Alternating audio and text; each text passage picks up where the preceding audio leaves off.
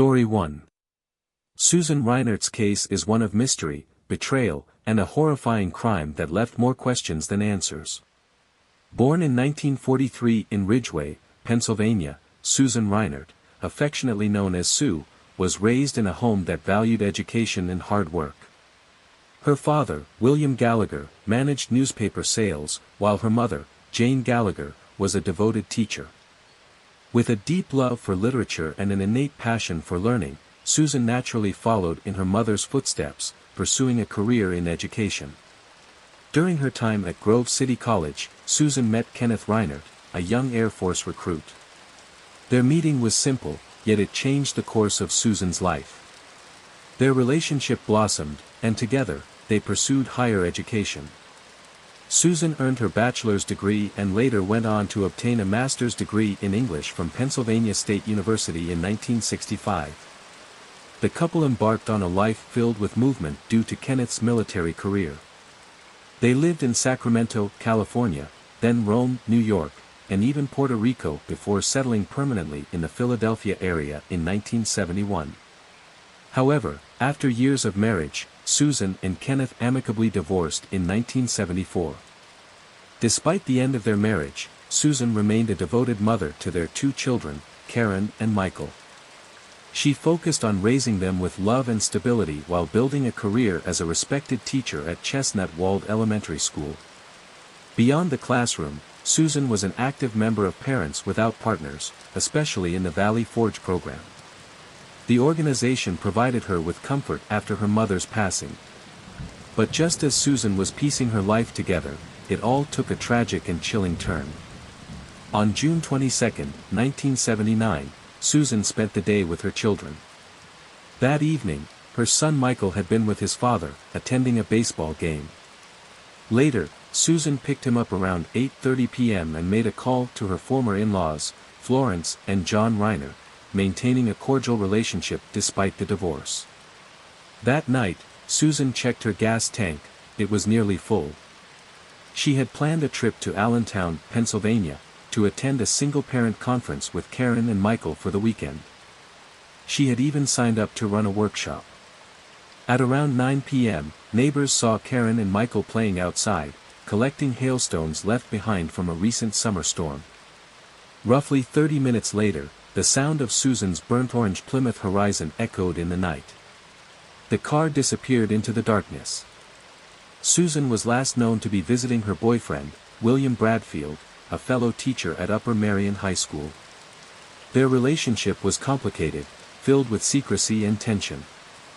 There were even rumors that the two were planning to marry. However, Susan and her children never made it to Allentown. They never made it home. They simply vanished. 3 days later, on June 25, 1979, Susan's Plymouth was found in the parking lot of the Host Inn in Harrisburg, 87 miles from Allentown and nearly 100 miles from her home. Inside, police made a horrifying discovery. Susan's lifeless body was curled up in the wheel well of the car. She was naked, her body beaten and bound with chains. Her hands were tied, her eyes blackened from the brutal assault. Investigators determined she had been injected with a lethal dose of morphine. But the most chilling aspect? Karen and Michael were nowhere to be found. The children had seemingly vanished without a trace. Authorities launched a desperate search for Karen and Michael, plastering their faces across newspapers and broadcasting their disappearance on television. But days turned to weeks, and no leads emerged. Then, investigators uncovered a shocking detail. Susan had made William Bradfield the sole beneficiary of her life insurance policies, worth a staggering $730,000. Suspicion immediately fell on him. Could greed have been a motive for murder? However, Bradfield had an alibi. He had spent that weekend in Cape May, New Jersey, surrounded by multiple witnesses who vouched for his presence. With Bradfield seemingly in the clear, investigators looked elsewhere. Attention shifted to Upper Merion High School, where Susan had worked. The school had been plagued by scandal, and its former principal, J.C. Smith, was at the center of it. Smith had been dismissed the previous year after police arrested him at a local shopping center. Inside his car, officers found loaded handguns, burglary tools, and a balaclava. But the most disturbing discovery? A syringe filled with morphine hidden in the trunk. Smith's personal life was also in shambles. His wife, Stephanie Smith, had been battling cancer and passed away in August 1979. As police dug deeper, more unsettling details about Smith and Bradfield's connection came to light. Was this a crime of passion, greed, or something more sinister? And, most importantly, what happened to Karen and Michael? Susan Reinert's case remains one of the most haunting mysteries in Pennsylvania's history, leaving behind a trail of secrets, deception, and unimaginable loss. Story 2. Stephanie Smith had a growing sense of unease. Her husband's behavior had always been peculiar, but lately, it had taken a darker turn. She began documenting everything in a diary, chronicling the unsettling changes she witnessed. Jay Smith had become deeply involved in intimate groups, frequently changing partners, behavior Stephanie neither condoned nor understood. But as time passed, his actions grew more disturbing, leaving her both frightened and desperate for answers. By September 1977, the tension in the Smith household escalated. Stephanie's adult daughter, Stephanie Huntsberger, and her husband, Edward Huntsberger, moved into the family's home in King of Prussia, Pennsylvania. The couple had been struggling with heroin addiction and unstable employment. Moving back in with their parents was a last-ditch effort to escape their downward spiral. As the months passed, the atmosphere in the house darkened. Stephanie Smith was battling cancer, adding another layer of stress and turmoil. Meanwhile, Jay's erratic behavior only intensified. Then, in early 1978, something truly terrifying happened. Stephanie Huntsberger and Edward vanished without a trace. The last confirmed sighting of the couple was in February 1978, when they visited Edward's parents in North Wales, Pennsylvania. They had promised to return soon, but they never did. The first alarm bell rang when Edward missed a meeting with his probation officer. Authorities soon traced their last known contact to Jay Smith, who had a simple explanation: Edward and Stephanie had fled to California to escape local drug dealers. But something about his story didn't sit right. He offered no details, no evidence, nothing concrete to back up his claim. At first, their disappearance seemed like just another tragic chapter in their troubled lives. But as time passed, deeper suspicions arose. While the mystery of the missing couple loomed, Jay Smith found himself entangled in another web of crime. Police arrested him for burglary, but what they found in his home was far more alarming than stolen goods. Inside, investigators uncovered a trove of sinister items: firearms, drugs, security uniforms, police badges, and pornography. There were also stolen office supplies from a local school and bottles of nitric acid, a highly corrosive chemical. As authorities dug deeper, a chilling realization took hold. Jay wasn't just a small-time criminal, he was a dangerous man with secrets to hide. His trial for burglary revealed yet another layer of deception. A friend, William, testified that Jay had been on vacation when the robberies occurred. The jury, however, saw through the lies. Jay Smith, already infamous in Upper Merion as the so-called Prince of Darkness, was sentenced to 2 to 5 years in prison for a series of store robberies dating back to the late 1970s. But his arrest was just the beginning. While behind bars, police continued investigating him in connection with another horrifying crime: the brutal murder of Susan Reinert and the disappearance of her 2 children. As they scrutinized Jay's past, they stumbled upon an eerie pattern. The circumstances of Stephanie and Edward Huntsberger's disappearance bore striking similarities to the Reinert case. First, Susan Reinert had been killed by a morphine overdose. Just months earlier, large amounts of morphine had been found in Jay Smith's home. Second, investigators discovered a plastic comb with Jay's identification inside Susan's car. And then there was the most unsettling connection of all: just as Susan's children had vanished without a trace, so had Jay's daughter and son-in-law. The deeper police dug, the more sinister the case became. Then, in July 1979, a shocking new development emerged, a possible motive. On July 20, 1979, a Philadelphia attorney filed a motion to stay the execution of Susan Reinert's will. Her ex-husband, Kenneth Reinert, and her brother, Patrick Gallagher, wanted to review its contents before it was finalized.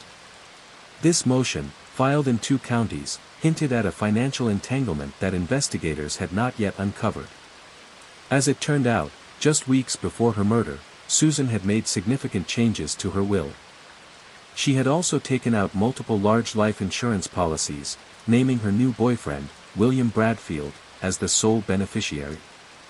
In her legal documents, she even referred to him as her future husband.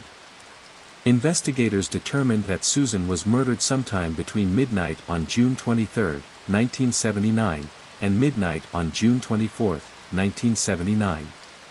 William and his fellow teachers had arrived in Cape Cod at 5 a.m. on June 23 and stayed until June 25. However, there was an ominous gap. His precise whereabouts during Susan's disappearance remained murky, casting doubt on his alibi. Then came another financial revelation. In the weeks leading up to her murder, Susan had withdrawn approximately $25,000 from her bank through multiple transactions, bypassing daily limits. She told bank staff she was investing in high-yield opportunities managed by William, whom she believed to be her soon-to-be husband. But Susan wasn't the only woman in William's life. Investigators discovered he had been secretly involved with multiple women, including a fellow English teacher with whom he had maintained a clandestine relationship for nearly a decade. The final piece of the puzzle fell into place when authorities found fake stocks and bonds among Susan's belongings. Initially perplexed, investigators soon realized the chilling truth. William had sold Susan fraudulent securities, conning her out of thousands of dollars. What had begun as a tangled web of deceit, drugs, and crime had now transformed into something far more sinister, a deadly scheme fueled by greed, betrayal, and murder. And at the center of it all stood 2 men, J. Smith, the enigmatic Prince of Darkness, and William Bradfield, the manipulative charmer whose lies had cost more than just money. They had cost lives. The case would go on to shock the nation, leaving behind a legacy of unanswered questions, ruined lives, and the chilling realization that sometimes, the most monstrous crimes are committed not by strangers, but by those we trust the most. Story 3. The discovery of the securities was a bombshell. These were tied to fictitious and worthless companies, painting a damning picture of William's deceit. It was now clear that he had been manipulating Susan for far longer than anyone had suspected. This revelation didn't just deepen the mystery, it confirmed a sinister financial motive behind his actions. By March 1980, the walls were beginning to close in on William. He was called to testify in a civil lawsuit, and when he took the stand, he was evasive. Instead of answering questions directly, he deflected, referring everything to his legal counsel. His attorneys, while adamant that William had not taken Susan's money, were nevertheless open to negotiating a settlement with the state regarding Susan's $1 million will. This legal maneuvering only raised more suspicions. By June of that year, William finally testified in court for the first time. His strategy? Denial. He downplayed his relationship with Susan, contradicting the many testimonies from her family and friends. He dismissed their supposed engagement as nothing more than an exaggeration on Susan's part.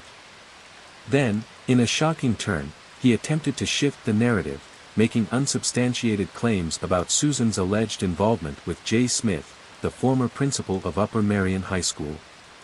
But there was a problem with his story. J. Smith was already in prison at the time. The jury wasn't buying it. One glaring question remained unanswered: why had Susan named William as the sole heir to her $1 million estate? Rather than addressing this, William painted Susan as unstable and unreliable, claiming that she had brought her financial troubles upon herself. He went so far as to suggest that he had only been trying to help her, an explanation that rang hollow in light of the mounting evidence against him. Meanwhile, a separate lawsuit was filed by Susan's brother and ex-husband. They wanted to reclaim the entire $450,000 insurance payout she had received just weeks before her untimely death. Their plan? To place the funds into a trust and conduct their own investigation. But the deeper they dug, the murkier the case became. Then came February 20, 1981, the day William's carefully constructed facade began to crumble.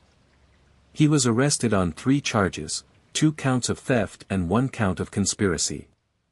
Investigators accused him of keeping the $25,000 that Susan had given him to invest, money that had vanished without a trace.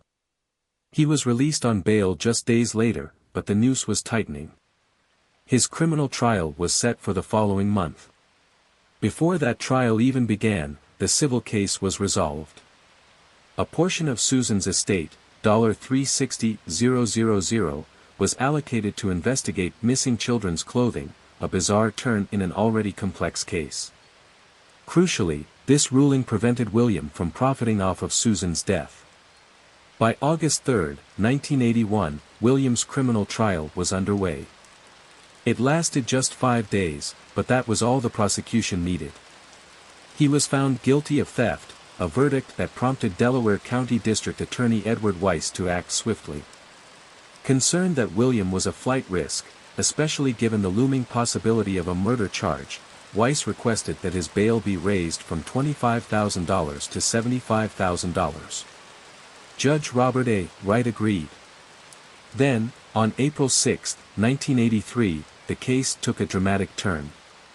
Pennsylvania State Police arrested William on a slew of felony charges, including 3 counts of murder, attempted murder, kidnapping, conspiracy to kidnap, and obstruction of justice. Prosecutors argued that William not only knew about the plot to kill Susan and her children but was actively involved.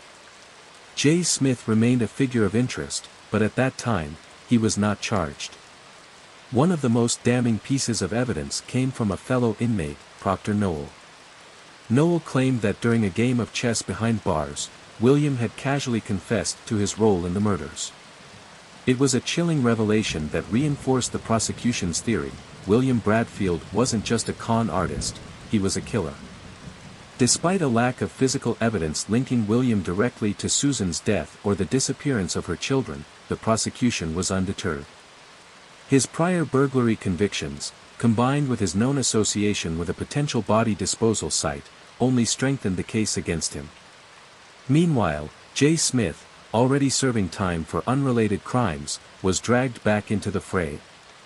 He was forced to testify before a grand jury in the mid-1980s, though he repeatedly invoked his Fifth Amendment right to remain silent. The case refused to die. In 1984, crime author Joseph Wambaugh published a book detailing the investigation. His work supported the prevailing theory that J. Smith was the mastermind. The book's impact was profound, it even inspired a television movie, catapulting the case into national headlines. But Smith insisted he was innocent, and in a shocking twist, he appealed his conviction, claiming that he had been framed by none other than William Bradfield. Then, in 1989, the case took another stunning turn.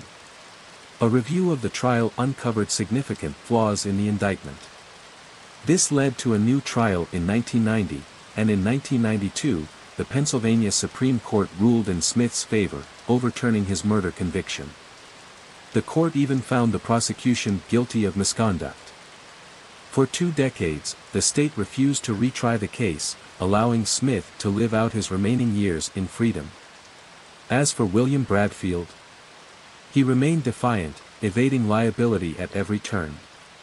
He refused to pay back the $25,000 owed to Susan's estate, and the legal battle dragged on for years.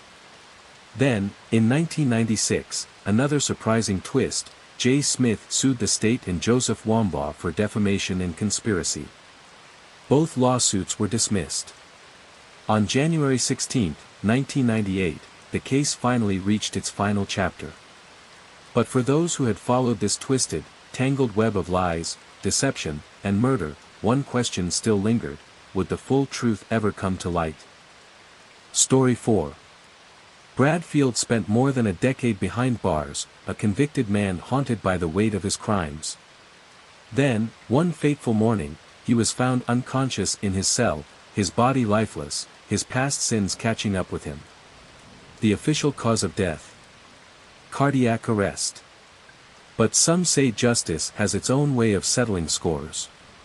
Susan's ex-husband, Kenneth Reiner, went to his grave in June 2002, never knowing the fate of his two missing children. And then there was Jay Smith, a man who walked free after being exonerated in 1992. He tried to reclaim his life, even wrote a book about his harrowing ordeal. In 2002, he remarried, attempting to move past the shadows of his past. But fate had other plans. On May 12, 2009, Smith took his last breath, leaving behind unanswered questions. And yet, one of the darkest mysteries remains unsolved: the 1978 disappearance of Stephanie and Edward Hunsberger, his daughter and son-in-law. Vanished without a trace. To this day, their fate remains unknown. But today, our focus shifts to another harrowing case, one that shook an entire nation. A tragic tale of love, obsession, and a cruel fate. The story of Lamu. Hello, friends, and welcome to our channel. In today's case, we unravel the chilling fate of Lamu, a beloved Chinese blogger whose radiant smile masked the horrors she endured behind closed doors. She was young, vibrant, and full of life. But behind that cheerful facade was a woman trapped in a nightmare that would ultimately be broadcast to the world in real time. Unhealthy relationships with narcissistic, controlling partners rarely end well. They start with emotional manipulation, an insidious force that tightens its grip over time. And when left unchecked, it can escalate into physical violence, control, and, in many cases, an outcome too horrific to comprehend. Lamu's story is a chilling reminder of what happens when warning signs go ignored. Lamu was born in 1990 in the remote mountains of Yawa Tibetan and Chang Autonomous Prefecture in Sichuan Province, China. The youngest of three siblings, she grew up in a household struggling to make ends meet. Her family made a living by collecting rare medicinal plants from the high mountains, selling them to local pharmacies for a meager income. Lamu's childhood was not spent in school but among the rugged terrain, her hands learning the delicate art of harvesting nature's hidden treasures. Her connection with nature was profound. It was her sanctuary, her escape, her solace. When social media platforms gained popularity in China, Lamu decided to share her simple yet fascinating life with the world. Through short videos, she transported her audience to the breathtaking landscapes of her homeland. She wasn't just another influencer, she was authentic. Unfiltered. Pure. She never chased fame. Fame found her. Her audience adored her for her sincerity. Her hands, marked with calluses from hard labor, told the story of her perseverance. She sang folk songs, cooked traditional meals over open flames, and shared tales passed down through generations. Her followers saw her as the sweet mountain girl, a beacon of joy in a digital world filled with manufactured perfection. But behind the scenes, Lamu was living a different story, a story of pain and silent suffering at the hands of a man she once loved. Tong Li. Born in the same province in 1990, Tong had a vastly different upbringing. His parents indulged him, never denying their son anything. He grew up believing the world owed him everything and that he owed nothing in return. At 12, he dropped out of school. By 15, he was tangled in a life of crime, petty theft, gambling, drug dealing. He sought wealth and power, craving the status of a man feared rather than respected.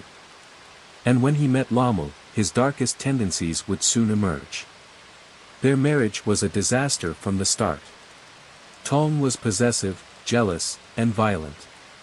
Lamu, ever resilient, tried to endure.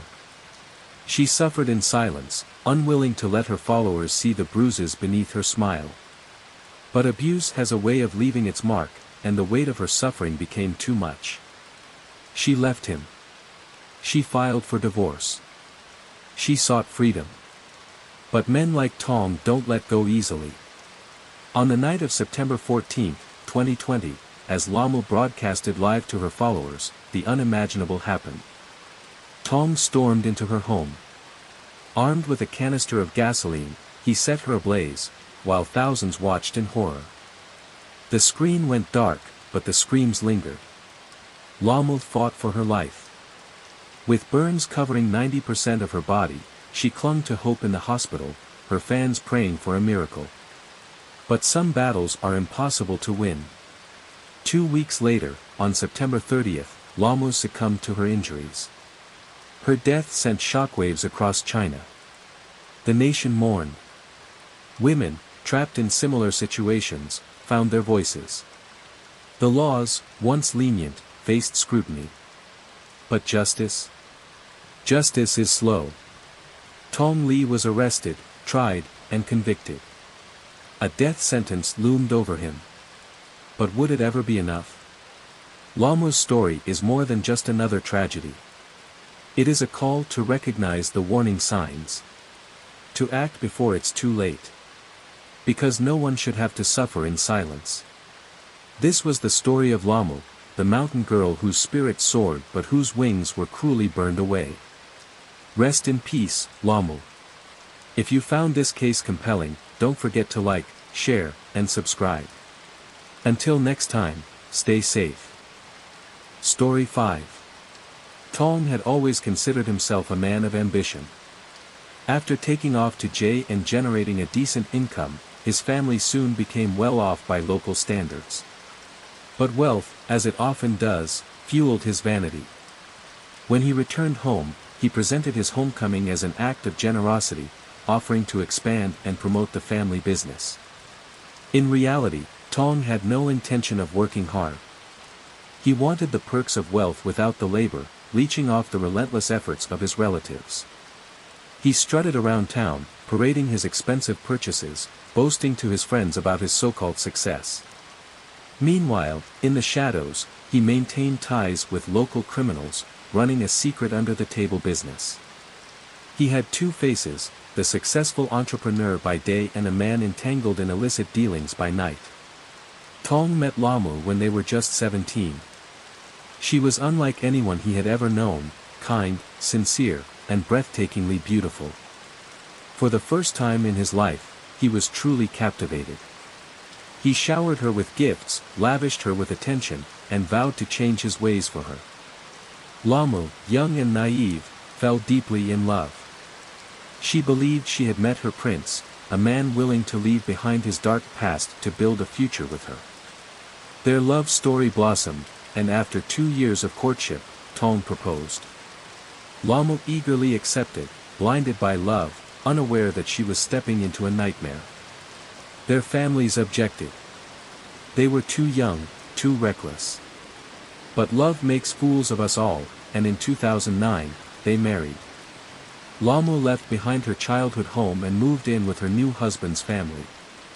At first, marriage seemed blissful. Tong played the role of a devoted husband, focusing on the family business and staying away from bad influences. Lamu embraced her new role, shouldering nearly all household responsibilities while also helping in the family store. But the facade crumbled quickly. Tong soon fell back into his old ways, vanishing for days with his shady friends, indulging in alcohol, and engaging in unlawful activities. When he returned, he was no longer the man Lamu had fallen in love with. He was crude, selfish, and increasingly aggressive. He took money from the family business, money earned through the sweat of his relatives, and spent it recklessly on his own pleasures. Arguments became routine.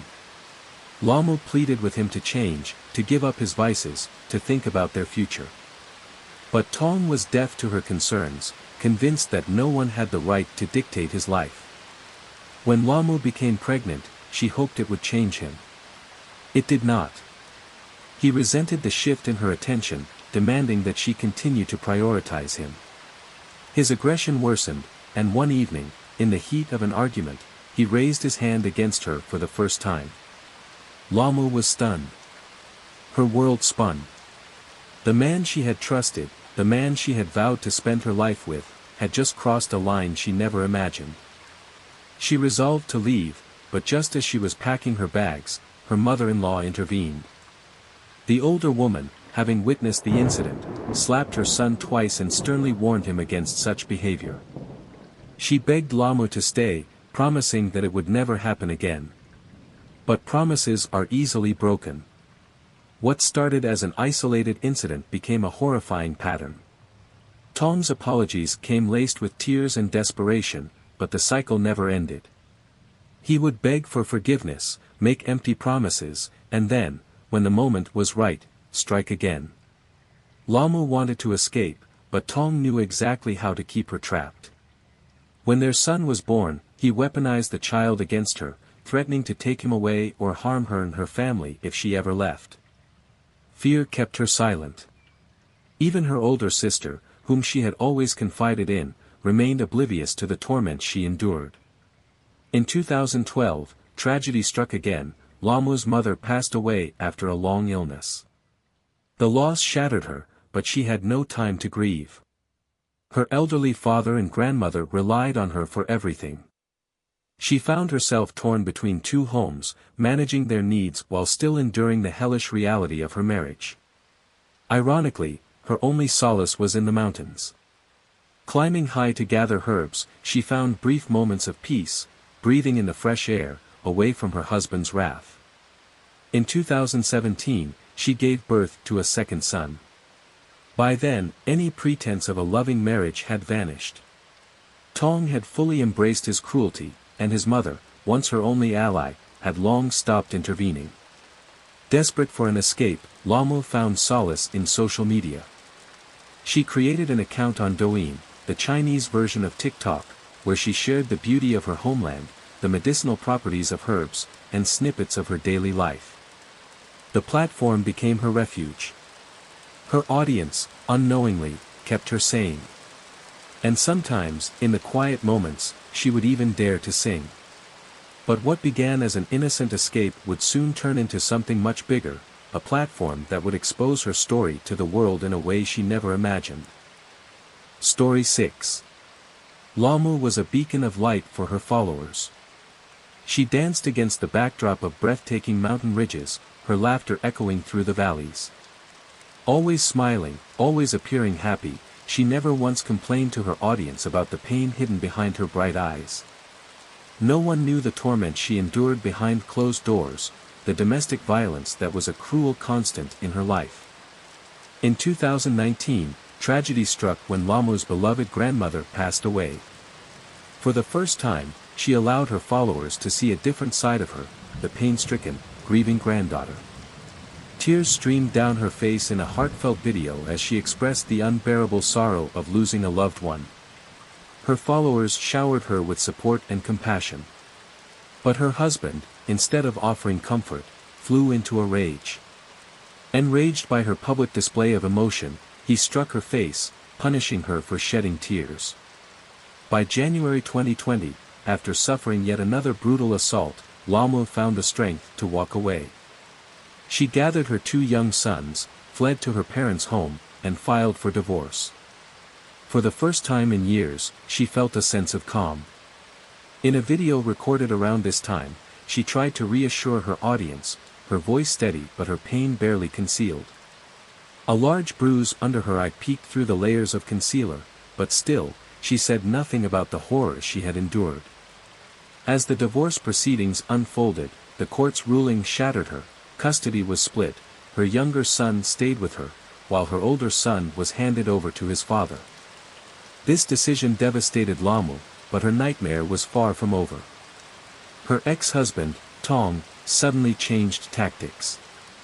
He appeared remorseful, showering her with affection and empty promises of change. He spoke of their family, of love, of second chances. He swore he had seen the error of his ways and vowed to never hurt her again. For a while, he played the part of a reformed man.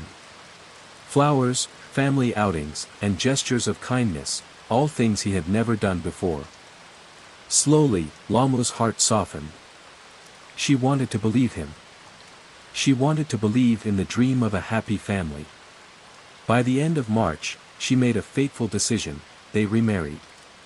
But the fairy tale lasted less than 2 weeks. As soon as she was back in his house, Tong shed his mask of repentance and revealed his true nature once more. He became cruel, violent, and possessive. One night, in a jealous fit, he snatched her phone mid-live stream and hurled it against the wall, shattering it. Then, he turned on her, his fists landing blow after blow.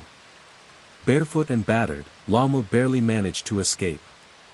She ran straight to the police, pleading for protection. But the authorities dismissed her cries. They took her statement and told her to work things out with her husband. With no other choice, Lama went into hiding in a nearby village, hoping to protect herself and her family. But Tong's fury knew no bounds. He was determined to find her, to punish her for leaving him. Blinded by rage, he stormed to her sister's house, convinced she was hiding there. When her sister told him she knew nothing, he snapped.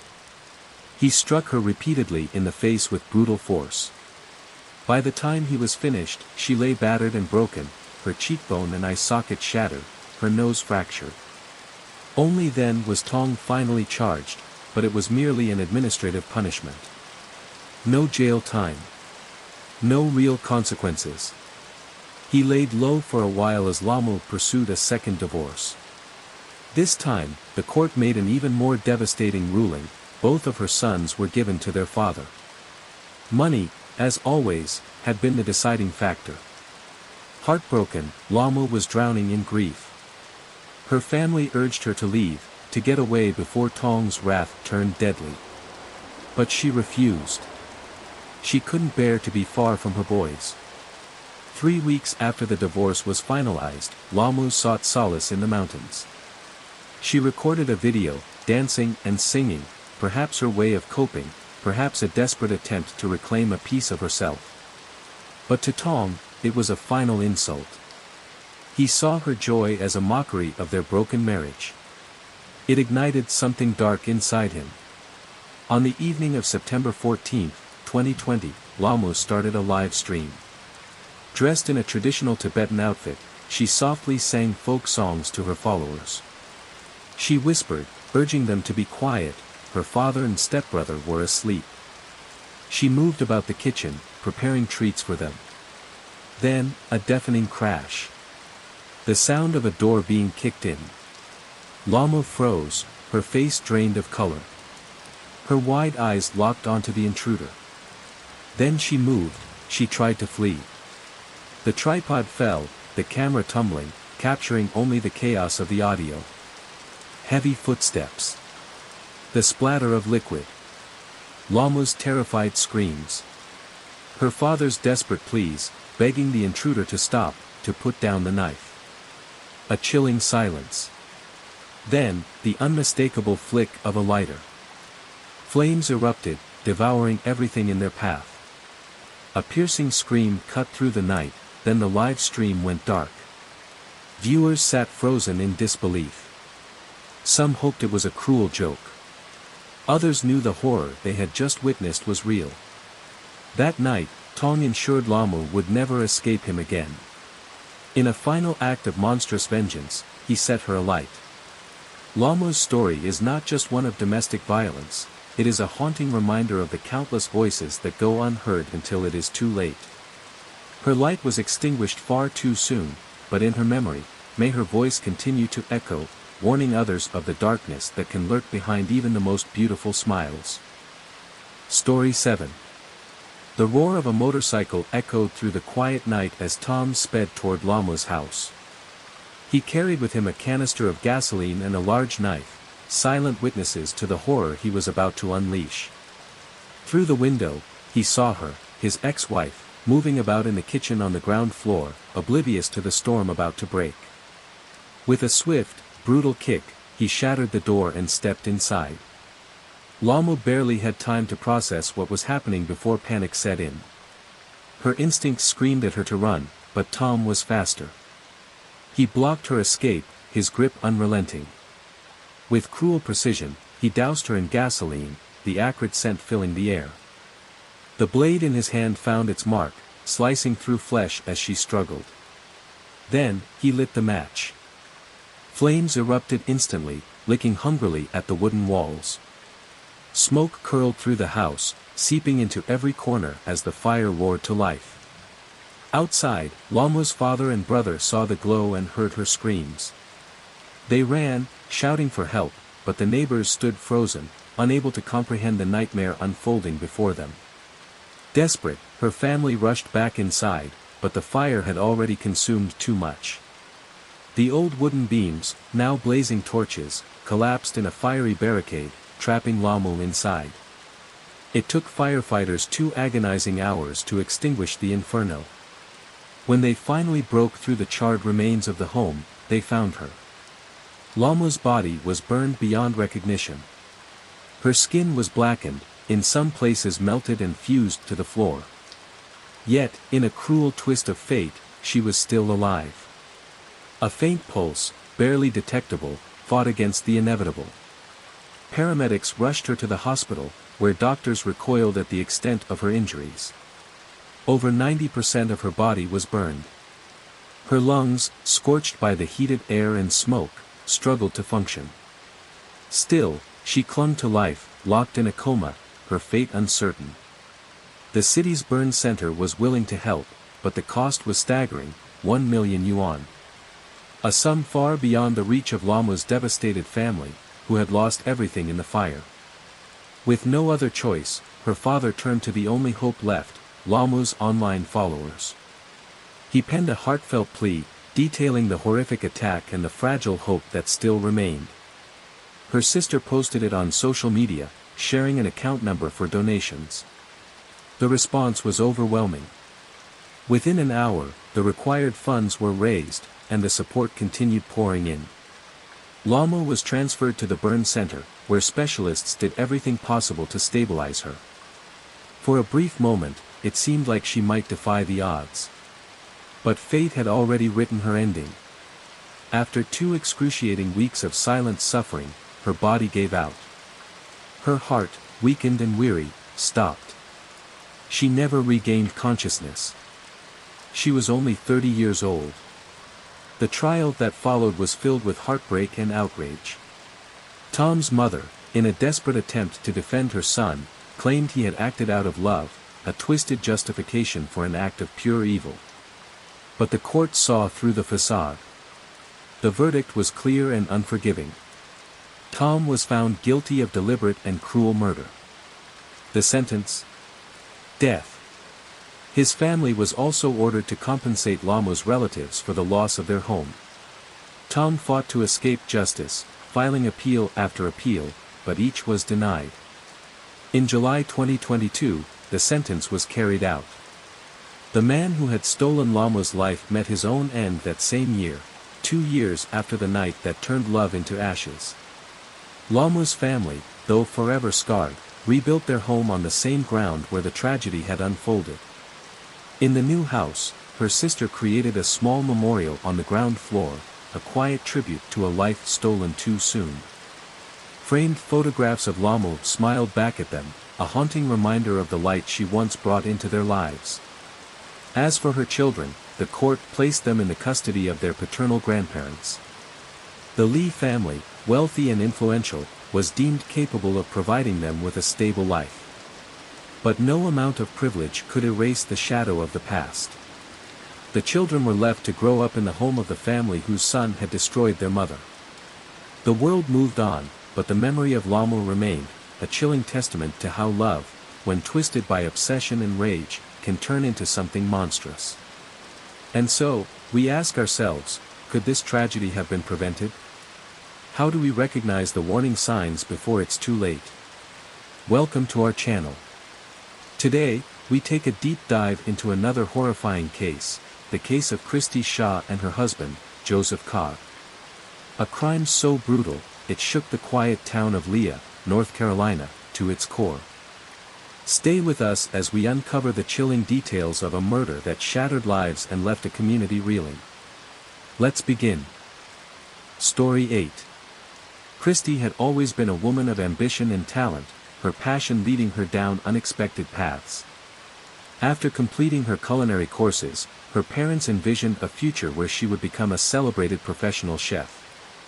However, fate had other plans. In addition to her skills in the kitchen, Christie discovered another hidden talent, acting. A beautiful and determined young woman, she set her sights on Hollywood, enrolling in an acting academy and moving to Los Angeles in pursuit of stardom. With intelligence and relentless drive, Christie seized every opportunity to make her mark. She appeared in commercials, performed on the theater stage, and even landed roles in high-profile Hollywood productions. Though mostly working as an extra or stunt performer, she took on risky stunts, including a minor role in the Terminator franchise. But by the time she graduated from the academy in 2000, major roles still eluded her. Despite her striking beauty and undeniable talent, Hollywood had yet to truly embrace her. Realizing the uncertain nature of the entertainment industry, Christie pivoted back to her culinary passion. Combining her love for food with her active lifestyle, she built a name for herself in the world of health and wellness. She competed on several popular culinary TV shows, earning recognition even though she never secured a championship title. Most notably, she reached the finals of the next Food Network star. While judges had mixed reviews about her culinary experiments, the exposure worked in her favor. Thousands of people followed her on social media, drawn to her engaging personality and her insights on nutrition and fitness. Refusing to let setbacks define her, Christie leveraged her rising fame. She launched her own catering company, focusing on providing healthy and sustainable meal options. Her business quickly gained traction, catering to high-profile events and selling pre-prepared gourmet meals crafted from her original recipes. But she didn't stop there. With a long-term vision in mind, she began contemplating starting a farm to grow organic produce for her business. At the same time, she expanded into online nutrition courses and various wellness projects. Then, in 2012, fate intervened again. During a casting session for a culinary show, Christie met Joseph Timothy Codd, better known as JT, a television casting director. Their connection was instant. Joseph, nearly 7 years her senior, had been married before but was going through a divorce at the time. He was captivated by Christie's charm, beauty, and ambition, and he pursued her relentlessly. Christie, flattered by his attention, soon found herself drawn to him. What started as a professional connection quickly blossomed into a romance. Joseph shared Christie's vision and supported her ambitions. Together, they dreamed of building something greater. They made a life-altering decision, leaving behind the glitz and chaos of Los Angeles to embrace a quieter existence in North Carolina. Christie sold her thriving catering business, and Joseph sold his Hollywood home. They pooled their resources to purchase a large plot of land in the town of Leicester, where they planned to start their farm. The transition was seamless at first.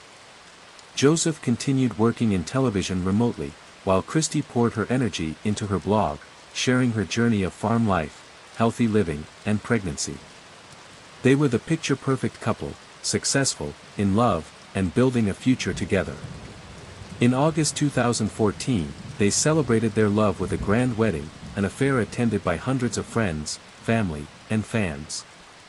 Their joy only grew 3 months later when they received the news that they were expecting their first child. Excitement filled their days as they prepared for the arrival of their daughter, whom they had already named Skyla. Every ultrasound, every milestone, brought them closer to a new chapter in their lives. Then, in March 2015, their happiness was shattered. Christie, 5 months pregnant, was in constant contact with her family. She would call her mother regularly, sharing updates and discussing baby plans. But on March 13, the calls suddenly stopped. At first, her mother thought little of it, perhaps Christie was busy. But when her calls went unanswered the next day, worry set in. By March 15, both Christie and Joseph's phones were turned off. The silence was deafening. Growing desperate, Christie's mother reached out to her daughter's close friend, Cecily, who lived nearby. She asked Cecily to check on the couple. When Cecily arrived at the Codd residence, an eerie stillness hung in the air. Both of their cars were parked outside. The front door was locked. No one responded to her knocking. Peering through the window, Cecily's breath caught in her throat. Something was wrong, very wrong. And in that moment, an unsettling truth loomed over her: Christy and Joseph Codd had vanished without a trace. Story 9. It was an ordinary evening when Cecily approached the house, expecting to find her loved ones inside. But something was off. The front door was locked, and through the windows, she could see their cherished dogs alone, something that never happened. A sinking feeling settled in her stomach as she circled the property, only to discover the back door's lock had been forcefully tampered with. Someone had broken in. Panic rising, Cecily immediately called Christ's mother, who wasted no time in alerting the authorities. When the police arrived, their suspicions were confirmed, signs of forced entry were evident, and the inside of the home was in complete disarray. It was clear someone had ransacked the place. Valuables were missing, including a jewelry box and a safe that had been forcefully breached in the couple's bedroom. Yet, despite the chaos, there was something chillingly absent: any sign of a struggle. No blood. No clear evidence of violence. It was as if Christ and Joseph had simply vanished into thin air. While the family clung to hope that the couple would return unharmed, seasoned investigators had a more grim outlook. The case hit an early roadblock: there were no known enemies, no obvious motives. Their cell phones, found inside the house, had last been active on March 12. After that, only incoming calls went unanswered, as if they had disappeared that very night. Desperate for leads, the police canvassed the neighborhood. One neighbor's account stood out: he recalled seeing a local resident discarding a large, suspicious parcel into a trash bin near the couple's home on March 15. At the time, he thought little of it, but after learning about the couple's disappearance, the memory gnawed at him. Unfortunately, by the time authorities looked into it, the garbage had already been collected and taken to a landfill. The man seen disposing of the package was identified as Robert Jason Owens, a 36-year-old handyman who lived on the same street. To outsiders, Robert was more than just a neighbor; he was a close friend of the missing couple. He had helped them settle into their new home and had even been a guest at their wedding. But to some, Robert had always been an odd, unpredictable figure. On March 16, police brought Owens in for questioning. He denied any involvement, feigning ignorance about the discarded bundle. At first, there was little to hold him on, just the unverified testimony of a neighbor. But the break investigators needed came later that night when they searched the landfill. There, they found a horrifying discovery: items from the missing couple's home, including partially burned clothing, a blood-stained blanket, and other personal effects. Even more damning, Robert's fingerprints and DNA were all over the evidence. Now under immense scrutiny, Owens' home was searched. What officers uncovered was the stuff of nightmares: charred human skeletal remains inside his wood stove. It was now beyond doubt: the couple hadn't just disappeared. They had been murdered. Despite his initial denials, Robert's facade eventually cracked. After hours of intense questioning, he finally confessed. His explanation was as shocking as it was grotesque.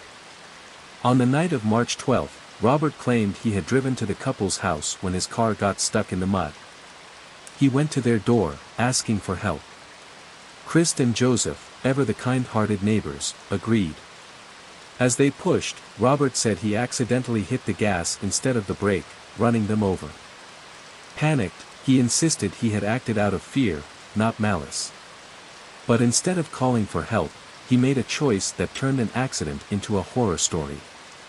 To cover up the deaths, Robert broke into their house, taking blankets to move their bodies. Then, in a gruesome escalation, he dismembered them in his bathroom using a saw and an axe. Their remains were burned in his wood stove. In a final twisted act, he staged a fake burglary, looting the house for valuables, which he later pawned. He thought he had erased the evidence. He was wrong. Forensics confirmed the worst: the bone fragments found in the stove belonged to Christ and Joseph. But as investigators dug deeper into Robert's past, an even darker history emerged. 15 years earlier, in Asheville, North Carolina, another young man had vanished without a trace, Robert's close friend, Zeb Quinn. The two had been inseparable, known each other since childhood. On January 2, 2000, the 18-year-old Zeb had met up with Robert after work, planning a trip to Leicester to buy a car. But Zeb never made it home. Days later, his car was found abandoned in a parking lot, its headlights on, and a cryptic red heart drawn on the window with lipstick. Now, with Robert Jason Owens finally exposed as a cold-blooded killer, police were left wondering, had he gotten away with murder before? And if so, how many more secrets lay hidden beneath his eerie, quiet existence? Story 10. The case of Zeb Quinn's mysterious disappearance has haunted authorities for over 15 years, a puzzle that still remains unresolved, despite the unfolding of shocking revelations. It all began when a car was discovered abandoned, with no sign of its owner. The vehicle itself bore noticeable damage and scratches, strange traces of paint from another vehicle. The final person known to have seen Zeb was Robert Owens, who, curiously enough, had a car that also exhibited unusual damage. But the most startling discovery was that the paint particles found on Robert's car matched those from Zeb's own vehicle. The story took a strange turn when Robert recounted a bizarre and seemingly implausible encounter. On the day Zeb vanished, the two had been heading toward Leicester when Zeb suddenly signaled for Robert to stop. Zeb claimed he had just received an urgent message on his pager and needed to use a nearby payphone. After asking Robert to wait, he drove off to a gas station, only to return 10 minutes later in a state of panic. He told Robert that their plans had changed, and, in a flurry of confusion, drove off in an unknown direction, hitting Robert's car in the process. But that wasn't all. It was soon revealed that Zeb had been romantically involved with a woman named Misty Taylor. Her former boyfriend, Wesley Smith, had issued threats to Zeb, demanding that he end the relationship. The authorities questioned both Misty and Wesley, but with no evidence to tie them to the disappearance, they were both released. Robert, too, was questioned, but again, there was no concrete proof against him. The investigation took another chilling turn when it was discovered that Zeb's pager and a significant amount of cash had been left behind in his vehicle. But the most unsettling part of the story was the disappearance of the message Zeb had supposedly received on that pager. There was no trace of it, and some even began to wonder if the message had ever existed at all. The investigation continued, leading to an eerie phone call the day after Zeb's disappearance. Someone had called into Walmart, claiming to be Zeb and saying he was sick and wouldn't be coming to work. But the voice on the other end was unfamiliar. The call was traced back to the Volvo plant, where Robert Owens worked. Eventually, Robert admitted to making the call, but he claimed he had done so at the request of a friend. As years passed, no new witnesses or evidence emerged, and Zeb Quinn remained a missing person. But the case was reopened in 2015, and with it came new, shocking revelations. In a deeper investigation of Robert Owens' property, authorities uncovered a detached concrete slab with a walled-off cavity.